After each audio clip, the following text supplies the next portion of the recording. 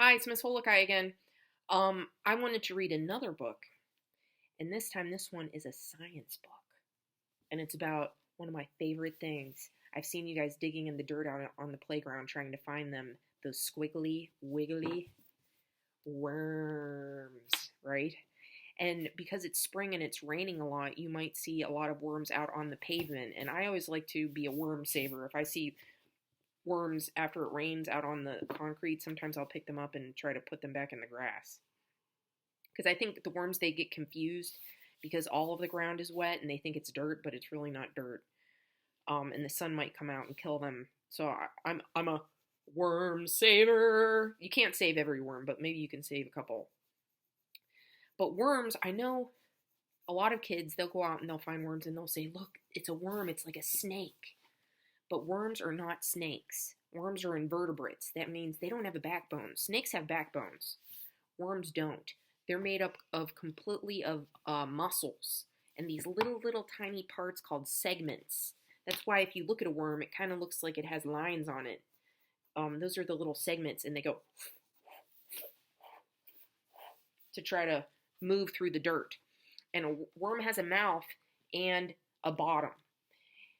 And worms eat the dirt, and any kind of dead plants in the dirt, that's what they use for their food.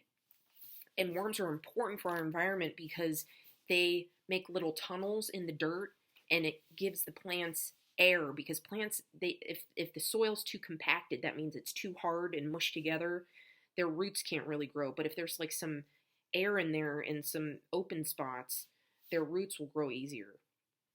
And worms, they're great for gardeners. I know Miss Allison, she has a compost heap in her backyard because her mom likes to garden, and that's where she takes all of her old banana peels and apple cores and eggshells, and she puts them in a big pile, and they break down and they turn into dirt. And then if you put worms in there, it makes it even better dirt.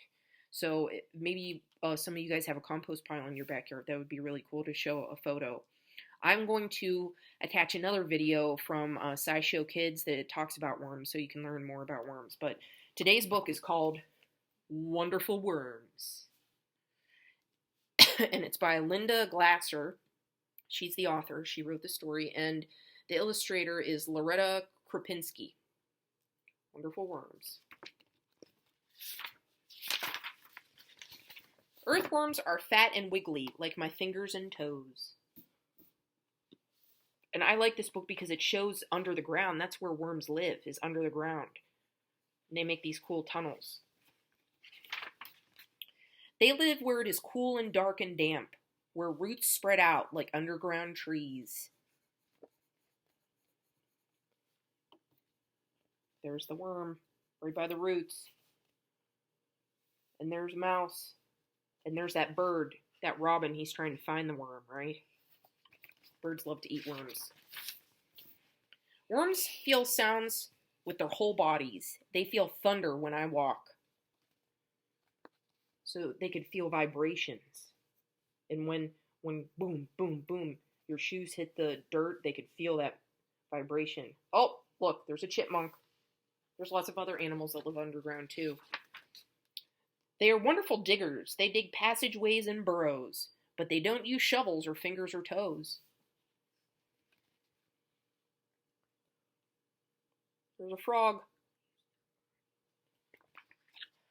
My dad would take me fishing, and before we would go fishing, we'd go out to go fishing like early in the morning, like 4 o'clock in the morning, maybe even earlier before the sun came up, and we'd go digging for night crawlers. Those are those big, fat, juicy worms that fish love.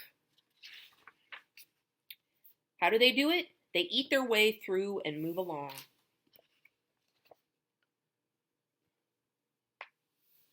Oh, there's that dog. He's looking for his bone. He buried it.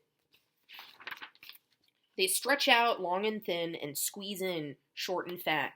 Stretch and squeeze, stretch and squeeze. Eat and dig, move and dig. Making those tunnels. And see that snake? Remember, worms and snakes are different. Snakes are reptiles, and they have backbones. Worms are invertebrates. That means they have no backbone. Earthworms mix and turn the dirt as they dig and tunnel in the earth. Do you know what kind of animal that is?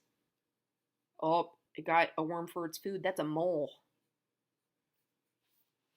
It looks like a little mouse kind of thing. My dog used to hunt moles. And he'd catch one and throw it up in the air. They make the soil soft and airy so the roots of plants can breathe and grow. So there are those roots. The worms are helping out the plants. Worms don't have eyes or ears or a nose. They do have a mouth.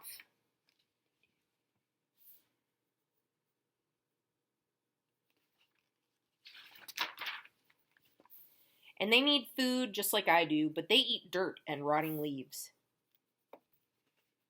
So all those leaves that fall on the forest floor and they turn brown and mushy, and that's what the worms like to eat. Worms like to come out at night when it's cool and when it's wet. And they swallow tiny pieces, and inside the worms the food changes. Oh, there is some strawberries, some wild strawberries. That rabbit is eating a strawberry. Isn't that cool? When it comes out of their tail ends, it makes the earth rich so plants can grow. So actually, worm poopy is very, very good for soil. That's why gardeners love worms. It helps things grow.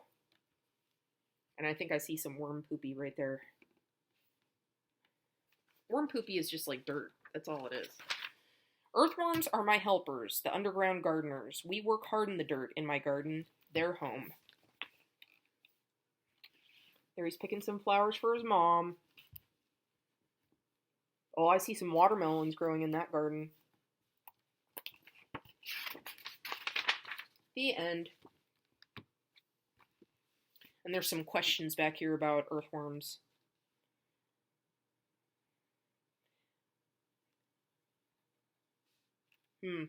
There's one thing I know about worms is that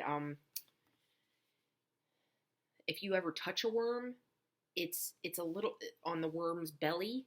It's a little bit rough because there's these tiny little hairs that help when they're going. Helps them move along, and they're called bristles. And worms are really slimy, and their skin needs to be moist to breathe. And earthworms breathe through their skin. They don't have lungs like you and me. They breathe oxygen through their skin. And it says, do earthworms bite people? No. Earthworms don't bite anyone because they don't have teeth. So that's why you could pick up an earthworm and they're friendly. And they won't hurt you. Why do worms come out when it rains? It is believed that they come out because their burrows are flooded and the water is no longer fresh. So those little tunnels, they get flooded out and it makes the worms come out. Can you tell which end is the worm's head? That's another thing. I can never tell. It's not like they have a smiley face with two eyeballs. It's hard to tell sometimes. It says the head is slightly pointed and the little lump in the middle called the cetellum is closer to the head. So that's how you could tell where their head is. The end. I love worms. I wish I had a little worm farm or garden, but I don't have a backyard here at my house.